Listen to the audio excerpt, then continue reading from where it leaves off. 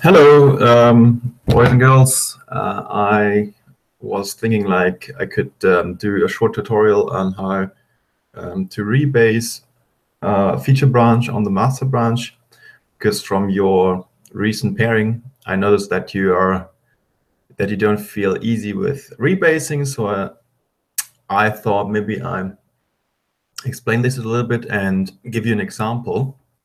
So I'll share my screen.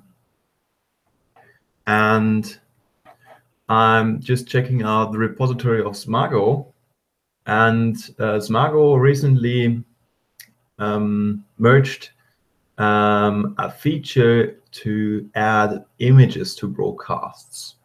So there's still the old branch, which looks a little bit weird, and it's this one here. And in order to show it, I can, for example, create a new pull request. And we see this here, right? So a lot of commits, and the author and the committer is different in all those commits, and those commits don't have anything to do with the actual pull request. So these are the relevant commits, and I'll show you how to rebase the feature branch on top of the master branch in order to avoid a cluttered Git log history. So the basic difference between merging and rebasing is it's a matter of taste. So I think everybody knows how to do a merge. Let's say you are working on a feature branch, now you're done, and you want to get this code back into the master branch. And there are two options. Either you merge the master into the feature branch and later on merge the feature branch into master. Everybody knows that. That will create a new commit, right? And this new commit will be a merge commit, and it will have the parents of the master and the feature branch. And this is nice because it's a non-destructive operation. There's nothing you can actually, there's nothing that can go wrong. But it has certain disadvantages, like in the commit log, those commits here will be showed on top of each other. So the Git log would maybe look like this: first this one, then this one, then this one, then this one, then this one, then this one. And you have a lot of unnecessary merge commits, right? So there's an alternative option, that's the rebase option. And basically that means that you have your feature branch, which looks like this, but instead of merging the master into feature, you rebase the feature branch on top of the master branch, and that is rewriting the history, right? You just cut off this line here and connect this commit with this commit. So you have one linear line of the commit history going here, right? And this looks then like this. And well, the advantage here is that you have less commits, right? No merge commits, and you have a linear Git log, linear Git history. But the disadvantage is that you have to rewrite the history, right? So those commits here are now different because they are on top of this commit here, right? The parent of this commit changed because this commit changed. This commit also changed because the parent changed, and so on, right? And that means you have, in order to push the feature branch later on onto GitHub, you have to use git push force. And that's like dangerous because maybe other people will have your old feature branch. So the golden rule here is, if you ever, so there's no problem in rebasing local branches that were not pushed. If you push a feature branch with force, you have just to tell everybody who's maybe checking out the feature branch, and that's it. So that's the only thing. There's really not much that can go wrong. Just tell your teammates, and that's all right. So you can, for example, in our case, mention it in the Slack channel. Now let's do this for just as an example. Let's just take this branch here and make a proper rebase, so you get rid of all those commits here. And even though this branch, well, the code of the branch is already merged, we can just take it as an example. So I'm going to share my terminal now. Let's see. Come on. There we go. So I have several remotes here, right? So there's the original remote, and I'll also have Smago's remote here. And in order to check out the branch of Smago, I just say you check out Smago, that's the origin, and then I think it was 42, surprisingly, at, oh well, maybe I just have to add this. It's automatic completion is a little bit slow on my PC. Yeah, so, and the upstream branch is the one of SmagoD. That's, so we're on the right one. And rebasing is really, really straightforward. All you have to do is, what we want is to rebase on top of the origin master, right? So we can say now git rebase origin master. And before you do that, make sure that you have the most recent commits of the original repository, and that's the case here. So now we say git rebase origin master, and I put in -i because that is interactive and it's really, really straightforward. So there we go. So here are all the commits that are conceptually different from the current origin master. And I can really do anything I want. So there's a short description what all this means. Like pick as we just use the commit. We can also edit the commit. For example, if we want to change something, we can squash commits. So if you have, like, if you say squash, then this commit here will be merged into the commit on top of it. So if I just write the file, then the rebase will start, and Git will tell me anything it encounters, like any conflicts, and then we can merge the conflicts step by step. So I'll just write the commit this rebasing mode now, and there we go. And now we are hitting a conflict. So we are currently in the process of rebasing, and I can see it here. So git status. EST is just a alias for me on my machine for git status. So there we see, okay, interactive rebase in progress.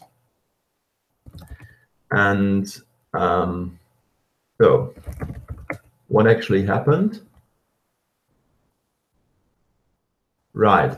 So that's the commit from the current master branch. I can, for example, check, okay, what differed. And I see these merge conflicts. So we're not currently on a real commit. It just shows me what happened in the process. So for example, I can see,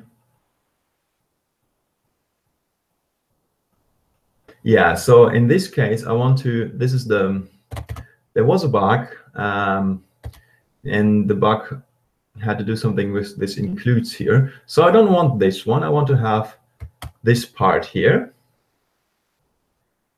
And so I can, for example, say git checkout master, which is the head, and just say everything. There we go. And that means basically I'm just taking anything out of master. And if I'm done to do so, I can just say git continue. And oh yeah, and sometimes if there's really nothing I want to commit, I can also say git commit.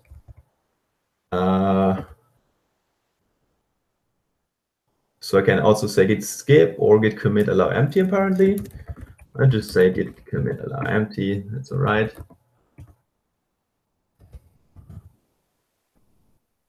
So continue.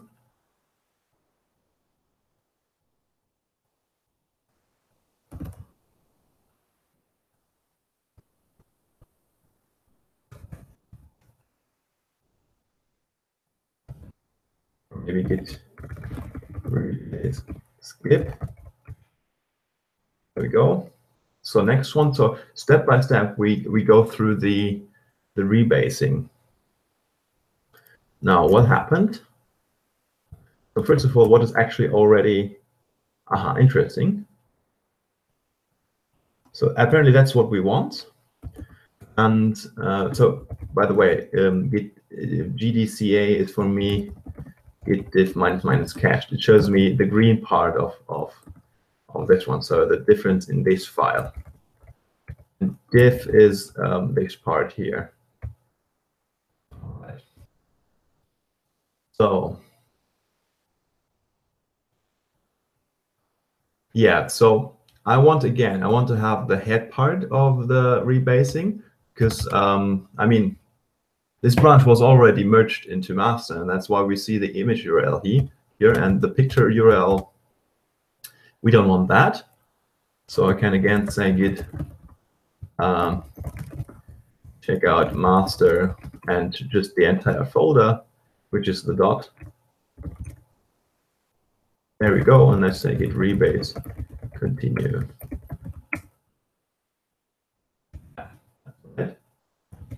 Again, so git diff minus cached.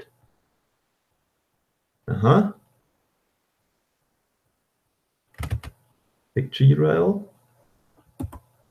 No.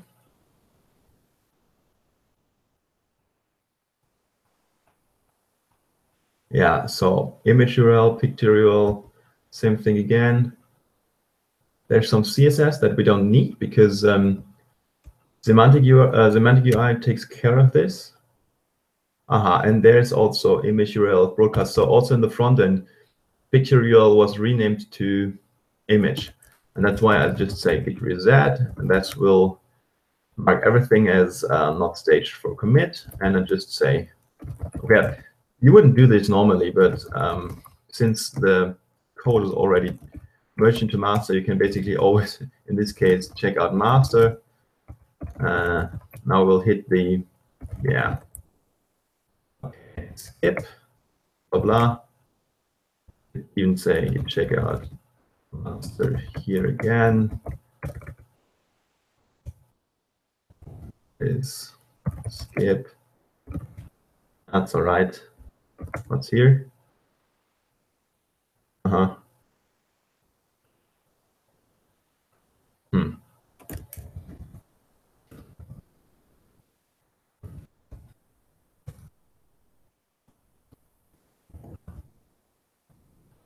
Yeah. So now we successfully rebased the current branch on top of the master branch. And how does it look like? We can see here that's our current original master, and there are two commits on top of that. Actually, in this particular case, since the code is already merged into master, I'm wondering that there are actually any commits left. But let's see. I just want to show you that we have now like a singular history of commits, and this commit is is descending from this commit here, and that's what we want. And now we could, for example, say git push origin. So we're pushing to the original repository. 42 add broadcast picture. I think this branch is already deleted, so this will create a new branch now. And I can, for example, say, okay, git push upstream branch. This is it. Let's see how the pull request will then look like. So I'm now sharing a browser window then.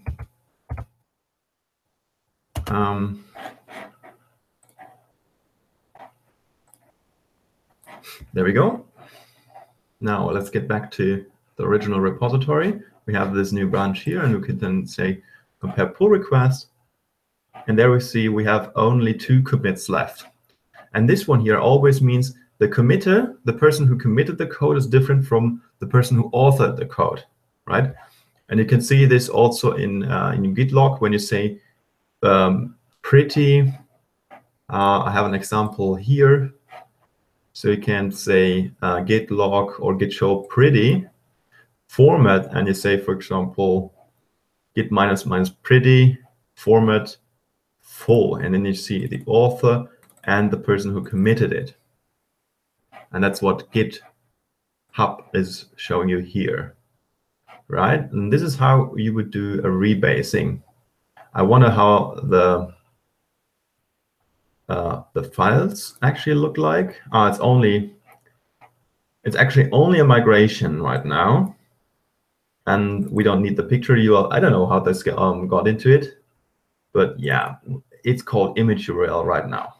So this is just an example. I hope you understand how rebasing is working, and so you don't need to be afraid of rebasing. There's always if you apply for a team in a company, for example, they would ask you, what do you prefer? Like, do you prefer git merge or do you prefer git rebase? And it's a matter of taste. It's basically if you want to have a true merge history because you don't touch the history, like in merge, and you don't rewrite the history, or if you want to have a pretty history. That is if you rebase the feature branches on top of the master. It's a matter of taste. Either you want to have an authentic history or you want to have a pretty history. And I prefer to have the pretty history. And I'm not so much afraid about force pushing a feature branch so long as you just tell your teammates. And the second thing, I think Sigo brought that up. You can also do squash commit in GitHub. I wouldn't prefer that for the sake of git bisect. So I prefer small commits. But git bisect is binary search on the Git history. If you have small commits, it's easier to find the commit that introduced the bug. If you have a large commit, well, good luck finding the actual cause of your bug. So this is it from my side. I hope you find that helpful.